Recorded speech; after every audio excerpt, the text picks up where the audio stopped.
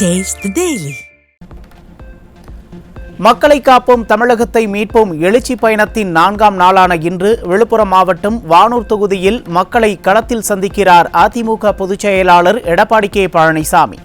மாலை 4:30 மணியளவில் திருச்சிற்றம்பலம் கூட்ரோடு பேருந்து நிலையம் அருகில் உரையாற்ற உள்ளார். கருணாநிதிக்கு 88 கோடி ரூபாயில் பேனா வைக்க நிதி இருக்கிறது, ஆனால் கல்லூரிகள் ஆரம்பிக்க நிதி இல்லையா? விழுப்புரத்தில் நடைபெற்ற எழுச்சி பயண பிரச்சார கூட்டத்தில் அதிமுக பொதுச் செயலாளர் எடப்பாடி கே பழனிசாமி கேள்வி. அறநிலையத்துறை கல்லூரி குறித்து மாணவர்களின் நலனுக்காகத்தான் கூறியதை அரசியல் காழ்ப்புணர்ச்சி காரணமாக திமுக மற்றும் கூட்டணி கட்சியினர் திரித்து பரப்பியுள்ளனர். விழுப்புரத்தில் நடைபெற்ற மக்களை காப்போம் தமிழகத்தை மீட்போம் சுற்றுப்பயண பிரச்சாரத்தில் அதிமுக பொதுச் செயலாளர் எடப்பாடி கே பழனிசாமி குற்றச்சாட்டு. அரசாங்க கல்லூரியா அனைத்து நிதியில் பெறுவது சிரமம், மாணவர்கள் பாதிக்கப்பட்டுள்ளாங்க. மாணவர்கள் பாதிக்க கூடாது என்பதற்குத்தான் இதை நாங்கள் சுட்டிக்காட்டினேன். ஏன்னா ஏற்கனவே இன்னைக்கு பல்கலைக்கழகத்தில் இருந்த உறுப்பு கல்வியில் இருக்கிற மாணவர்கள் பாதிக்கப்பட்டான்னு சொல்லிதான் அரசு கலைக்கல்வி ஆக்கணும். அதே மாதிரி கூட்டுறவு சர்க்கரை ஆலையில் இருக்கிற பாலிடெக்னிக் எல்லாம் பாதிக்கப்படான்னு சொல்லிதான் அது அரசு பாலிடெக்னிக் கல்வி ஆக்கணும். அப்படிப்பட்ட நிலைமை அறநிலைத்துறையில் துவக்கப்படுகின்ற கல்லூரிக்கு வரக்கூடாது என்ற உன்னத நோக்கத்தோடு உயர்ந்த நோக்கத்தோடு மாணவருடைய எதிர்காலம் கருதி அரசு கலைக்கல்லூரி துவங்கல் என்றுதான் சொன்னதே ஒழிய வேண்டாம் என்று சொல்லவில்லை. வேண்டும் என்ற திட்டமிட்டு பொய் பிரச்சாரம் செய்கின்ற ஸ்டாலின் அவர்களே, ஏன் அரசாங்கத்தில் பணம் இல்லையா? திவாலாகி போச்சா? அரசாங்கத்திலிருந்து பணம் கொடுக்க பணம் இல்லையா? அதிமுக ஆட்சியில் விழுப்புரம் மாவட்ட மக்களின் குடிநீர் தேவைக்காக அப்போதைய அமைச்சர் சி.வி. சண்முகத்தின் கோரிக்கையை ஏற்று 1503 கோடி ரூபாயில் கடல் நீரை குடிநீராக மாற்றும் திட்டம் துவக்கி வைப்பு. அதிமுக திட்டத்தை ரத்து செய்த விடிய அதிமுக ஆட்சியை மன்னிக்கலாமா? மக்களுக்கு துரோகம் இழைத்த திமுக அரசுக்கு 2026 தேர்தலில் தக்க பாடம் புகட்ட வேண்டும் என கழக பொதுச் செயலாளர் ஆவேசம். கடல் நீர் உப்பு நீரை நன்னீராக்கி குடிநீர் திட்டம் நானே அறிவித்த சி.வி. சண்முகனுடைய அழைப்பை ஏற்று இந்த நகரத்தில் வந்து அந்த திட்டத்தை அடிக்கல் ஆட்டினேன். கிட்டத்தட்ட 1503 கோடியில பிரம்மாண்டமான கடல் நீரை குடிநீராக்க திட்டம். இந்த பகுதி மக்களுக்கு நிலையான குடிநீர் கிடைக்க வேண்டும் என்பதற்காக திட்டத்தை கொண்டு வந்தோம். அதையும் ரத்து செய்த அரசாங்கம் திமுக அரசாங்கம். அது மன்னிக்கலாமா? மக்களுக்கு துரோகம் இழைத்த அரசுக்கு 2026 தகுந்த பாடம் புகட்டீர்களா? அதிமுக ஆட்சியில் திருமண உதவி தாலிக்கு தங்கம் திட்டத்தின் கீழ் 6 லட்சம் பெண்கள் பயன்பெற்ற நிலையில் அந்த திட்டத்தை விடிய அதிமுக அரசு நிறுத்திவிட்டதாக கழக பொதுச் செயலாளர் சாடல். மாணவர்களுக்கு இலவச மடிக்கணினி, விவசாயிகளுக்கு கால்நடைகள் உள்ளிட்ட அதிமுக ஆட்சியில் நடைமுறைப்படுத்தப்பட்ட அனைத்து நலத்திட்டங்களையும் விடிய அதிமுக அரசு ரத்து செய்துவிட்டதாக விக்கிரவாண்டியில் நடைபெற்ற கூட்டத்தில் குற்றச்சாட்டு. விவசாய தொழிலாளிக்கு கரை மாடுகள் வாங்கி கொடுத்தோம், விலையில ஆடுகள் கொடுத்தோம், அதையும் கைவிட்டுட்டாங்க. அதோட ஏழை குடும்பத்தில் பிறந்த பெண்கள் உரிய நேரத்தில் திருமணம் செய்ய வேண்டும் என்பதற்காக அந்த பெண்களுக்கு அண்ணா திமுக அரசு அம்மாவுடைய அரசாங்கம் இருக்கின்ற பொழுது அற்புதமான திட்டம். இன்றைக்கு திருமண உதவி திட்டம் 25,000 50,000 கொடுத்த அரசு அண்ணா திமுக அரசு. 1 பவுன் அந்த திருமண உதவி திட்டத்தில் தாலிக்கு தங்கம் 1 பவுன் கொடுத்துமா இல்லைங்களா? கொடுத்தோம்ல. அது திமுக ஆட்சிகள் தானே ரத்து பண்ணிட்டாங்க. 6 லட்சம் பேருக்கு வாழ வைத்த 6 லட்சம் பெண்களை வாழ வைத்த அரசாங்கம் அண்ணா திமுக அரசாங்கம். அதிமுக ஆட்சியில் அமல்படுத்தப்பட்ட 7.5% இடஒதுக்கீடு மூலம் 2818 அரசு பள்ளி மாணவர்கள் மருத்துவர்களாக உயர்ந்துள்ளதாக கழக பொதுச் செயலாளர் எடப்பாடி கே பழனிசாமி பெருமிதம். மாணவ மாணவியர்களின் நலனுக்காக அதிமுக ஆட்சியில் பல்வேறு சிறப்பு திட்டங்கள் செயல்படுத்தப்பட்டதாகவும் கழக பொதுச் செயலாளர் பேச்சு. இதையெல்லாம் உணர்ந்து அம்மாவுடைய அரசு 3,80,000 பேர் அரசு பள்ளியிலே படிக்கின்ற ஏழை மாணவர்களும் மருத்துவராக வேண்டும், கனவு நனவாக வேண்டும் என்ற அடிப்படையிலே 7.5% உள் இடஒதுக்கீடை கொண்டு வந்து இன்றைய வரைக்கும் 2,818 பேர் மருத்துவக் கல்வி படிக்கிறாங்க. 2,818 பேர் 7.5% உள் இடஒதுக்கீட்டின் மூலமாக தேர்வு செய்யப்பட்டு மருத்துவக் கல்வி பயின்று வராங்க. 100 நாள் வேலை திட்டத்தை 50 நாட்களாக குறைத்த விடிய அதிமுக அரசு அந்த நாட்களுக்கும் கூட தொழிலாளர்களுக்கு கூலியை கொடுக்காமல் வஞ்சித்து வருவதாக கழக பொதுச் செயலாளர் எடப்பாடி கே பழனிசாமி குற்றச்சாட்டு. மத்திய உள்துறை அமைச்சர் அமித்ஷாவை நானும் CV சண்முகம் உள்ளிட்டோரும் டெல்லியில் சந்தித்து நிதி பெற்றுக் கொடுத்த நிலையில் ஆட்சி செய்வதற்கு திமுகவுக்கு தகுதி இருக்கிறதா என ஆவேசம். கிராமப்புறத்தில் 100 நாள் வேலை திட்டத்தை 150 நாளா உயர்த்தினீங்க. உயர்த்தினாங்களா? உயர்த்தினாங்களாமா? நல்லா சத்தமா சொல்லுங்க பெண்கள். ஏமாத்திட்டாரு ஸ்டாலின். சகோதரர் சொல்றாரு 100 நாளே கிடைக்கல, 50 நாளா போச்சு. 100 நாள் 50 நாளா குறைஞ்சு போச்சு. ஓட்டு போட்டதுக்கு ஸ்டாலின் கொடுத்த பரிசு 100 நாள் வேலை திட்டம் 50 நாளா போச்சு. அதிமுகவில் உழைப்பும் தியாகமும் இருந்தால் சாதாரண தொண்டர்கள் கூட உச்சபட்ச பதவிக்கு வர முடியும் என கழக பொதுச் செயலாளர் பேச்சு. திமுகவில் தியாகம் செய்த துரைமுருகனுக்கு துணை முதல்வர் பதவி வழங்காமல் குடும்ப வாரிசு உதயநிதிக்கு கொடுத்ததுதான் ஜனநாயகமா என கழக பொதுச் செயலாளர் காட்டமான கேள்வி. ஒண்ணுமில்லாத அப்பா போர்வியில நீ முதலமைச்சராக இருக்கிற, நீ கட்சிக்கு தலைவராக இருக்கிற, உழைத்து வந்தவனுக்கு எவ்வளவு அக்கறை இருக்கும். உழைப்பு என்பது சாதாரண உழைப்பு அல்ல. ஒரு தொண்டன் இந்த கட்சிக்கு பொதுச் செயலாளர் வரானா எந்த அளவுக்கு இந்த கட்சியில ஜனநாயகம் இருக்குது. உங்க கட்சியில் இப்படி ஜனநாயகம் இருக்குதா? இப்போ உங்க குடும்பத்தில் பிறந்த உதயநிதி ஸ்டாலின் துணை முதலமைச்சர் ஆக்கியிருக்கிற.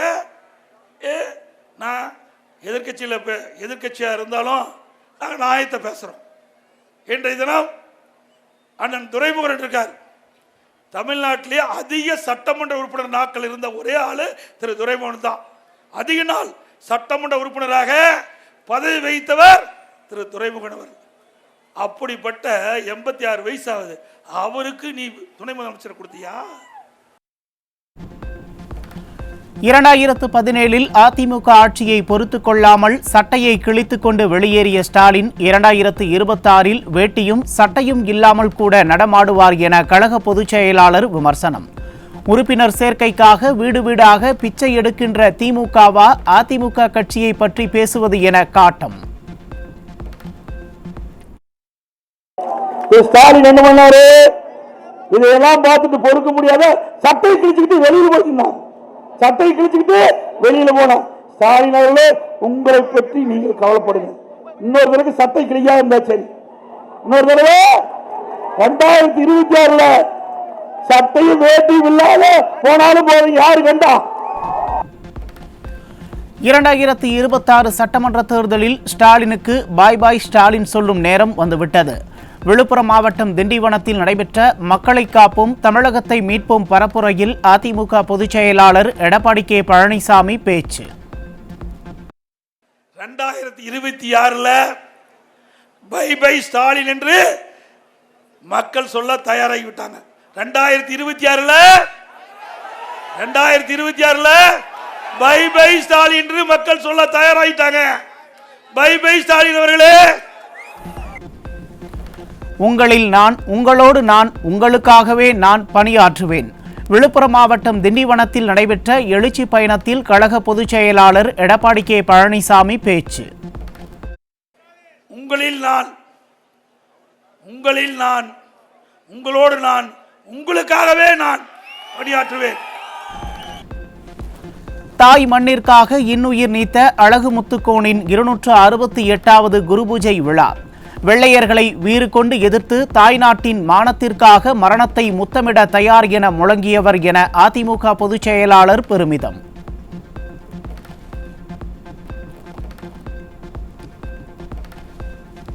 அனிதா பெயரில் ஒவ்வொரு மாவட்டத்திலும் ஒரு மருத்துவக் கல்லூரி கட்டுவோம் என வாய்க்கு வந்ததை கூறிவிட்டு 38 மாவட்டங்களிலும் ஒரு செங்கல் கூட வைக்காத திமுக அரசு.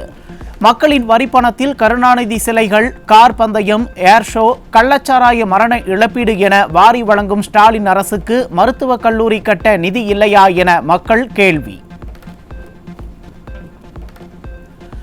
திருவண்ணாமலை பௌர்ணமி கிரிவலத்தை முன்னிட்டு கிளாம்பாக்கத்தில் அரசு போக்குவரத்து கழகம் தனியார் பேருந்துகளை வாடகைக்கு எடுத்து இயக்குவதற்கு பலரும் கடும் கண்டனம்.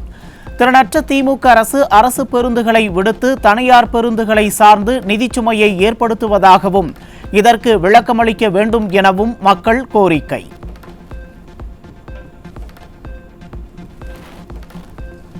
தருமபுரி அருகே 16 வயது சிறுமியை திருமணம் செய்து பாலியல் ரீதியாக துன்புறுத்தி அதனை புகைப்படம் எடுத்து சமூக வலைதளத்தில் பதிவிட்ட காமுக இளைஞர் பிடிபட்டார்.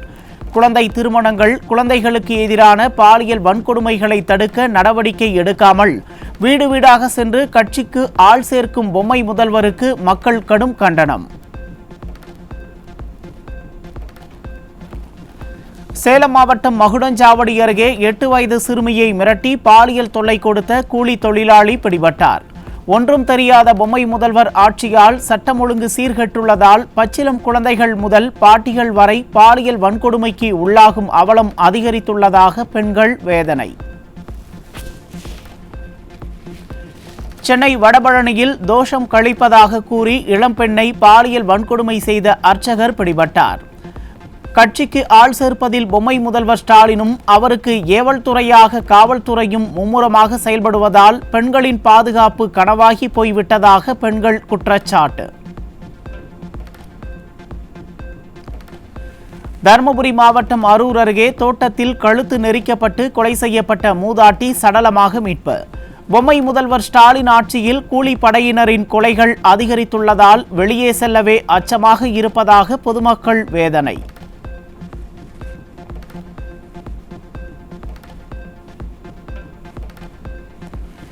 திருப்பூர் அரசு மருத்துவமனையில் நாய்க்கடிக்கு சிகிச்சை பெறும் சிறுமியை பார்க்க சென்ற உறவினர்களுக்குள் ஏற்பட்ட தகராறில் ஒருவர் கத்தியால் குத்தி கொலை.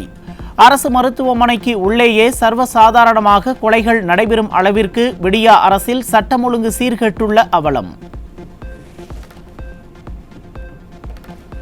கிருஷ்ணகிரி மாவட்டம் காவேரிப்பட்டினம் அருகே திருமணத்திற்கு மீறிய உறவில் இருந்த பெண்ணை கொன்ற முதியவர். சந்தி சிரிக்கும் சட்டம் ஒழுங்கால் கொலை நகரமாகும் தமிழகம். அண்ணா பல்கலைக்கழகத்தில் உதவி பேராசிரியர்களை டீன் பதவிக்கு நியமித்தது அகில இந்திய தொழில்நுட்ப கல்வி கவுன்சிலின் விதிகளுக்கு எதிரானது என குற்றச்சாட்டு. தகுதியானவர்கள் புறக்கணிக்கப்பட்டு தகுதியற்றவர்கள் நியமிக்கப்பட்டுள்ளனர் என குற்றச்சாட்டு. திமுகவின் நிர்வாக தோல்வியையே காட்டுவதாக விமர்சனம். அமைச்சர்கள் முதல் மூத்த IAS அதிகாரிகள் வரை நிர்வாக சீர்கேடுகளுக்கு பதில் சொல்ல முடியாமல் நீதிமன்றங்களில் மன்னிப்பு கேட்டு வரும் அவலம். இப்படி நீதிமன்றங்களில் மண்டியிட்டு காத்திருப்பவர்களுக்கு அரசு நிர்வாகத்தை கவனிக்க எப்படி நேரம் இருக்கும் என மக்கள் கேள்வி.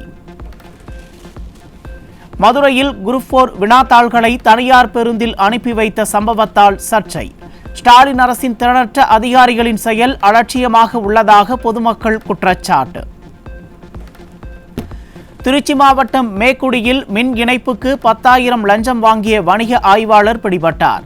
ஸ்டாலின் ஆட்சியில் அரசு துறைகளில் லஞ்சம் தரிகட்டு இருப்பதாக பொதுமக்கள் குற்றச்சாட்டு. உக்கடம் காவல் உதவி ஆய்வாளரை பகிரங்கமாக மிரட்டிய திமுக நிர்வாகி அப்பாஸ் மீது நடவடிக்கை எடுக்கக்கூடாது என கோவை மாநகர காவல் ஆணையாளர் வாய்மொழி உத்தரவிட்டதாக குற்றச்சாட்டு.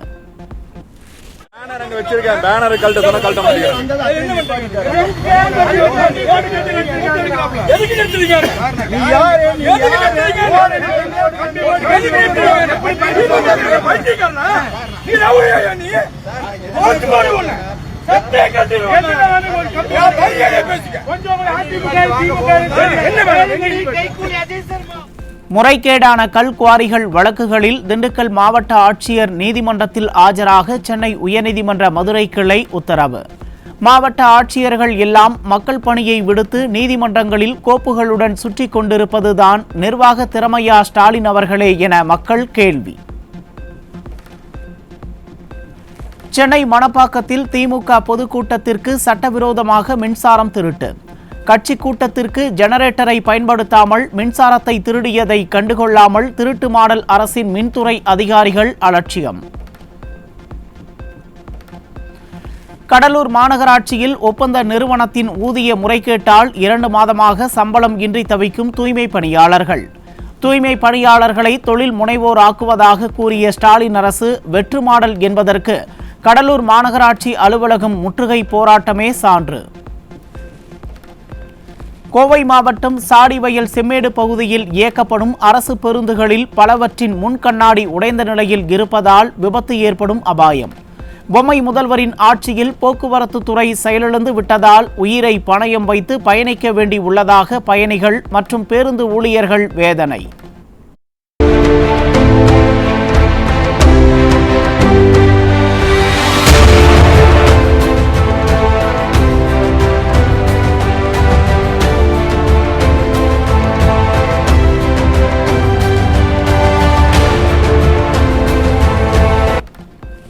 நாகப்பட்டினம் பால்பண்ணைச்சேரியில் வட்டார போக்குவரத்து அலுவலகத்தில் கணக்கில் வராத 1,59,000 ரூபாய் சிக்கியது.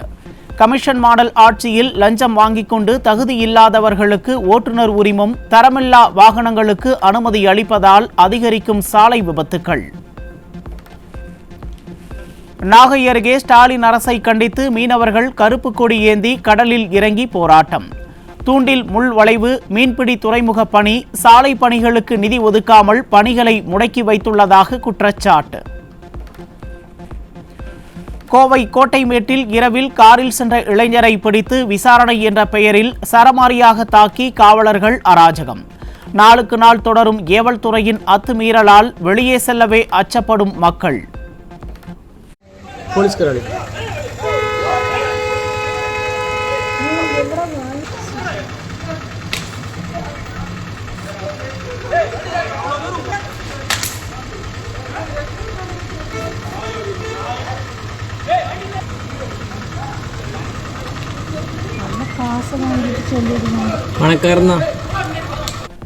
கடலூர் மாவட்டம் விருத்தாச்சலத்தில் வீச்சரிவாளை கொண்டு பிறந்த நாள் கேக் வெட்டி இளைஞர்கள் அட்டகாசம். விடியா ஆட்சியில் ஏவல்துறை மீது துளியும் அச்சமில்லாததால் அராஜகத்தை கெத்தாக நினைத்து வழி தவறும் இளைஞர்கள் பட்டாளம். சென்னை ஆதம்பாக்கத்தில் கடன் வாங்க சென்ற இளம்பெண்ணிடம் அத்துமீறிய மருத்துவர். பெண் பாதுகாப்பை கேள்விக்குறியாக்கிய திறனற்ற ஆட்சியில் நித்தம் நித்தம் சித்திரவதைகளை அனுபவிக்கும் பெண்கள். சபரிமலை ஐயப்பன் கோயிலில் இன்று மாலை 5 மணிக்கு நடை திறப்பு. ஜூலை 13ஆம் தேதி கன்னிராசி முகூர்த்தத்தில் பிரதிஷ்டை விழா நடைபெறும் நிலையில் நாளை மறுநாள் பக்தர்களுக்கு தரிசனம் செய்ய அனுமதி. T20 கிரிக்கெட் போட்டியில் புதிய வரலாறு படைத்த மும்பை வேகப்பந்து வீச்சாளர். மும்பையை சேர்ந்த இளம் வேகப்பந்து வீச்சாளர் ஆகாஷ் மத்வால் 5 பந்துகளில் 5 விக்கெட்டுகளை வீழ்த்தி அபார சாதனை. மதுரை மாவட்டம் திருப்பரங்குன்றம் சுப்பிரமணிய சுவாமி கோயிலில் குடமுழுக்கு விழாவை முன்னிட்டு யாகசாலைகளுக்கு சிறப்பு பூஜைகள் தொடக்கம். பிரசன்ன அபிஷேகம் மற்றும் சிறப்பு பூஜைகளில் திரளான பக்தர்கள் பங்கேற்று வழிபாடு.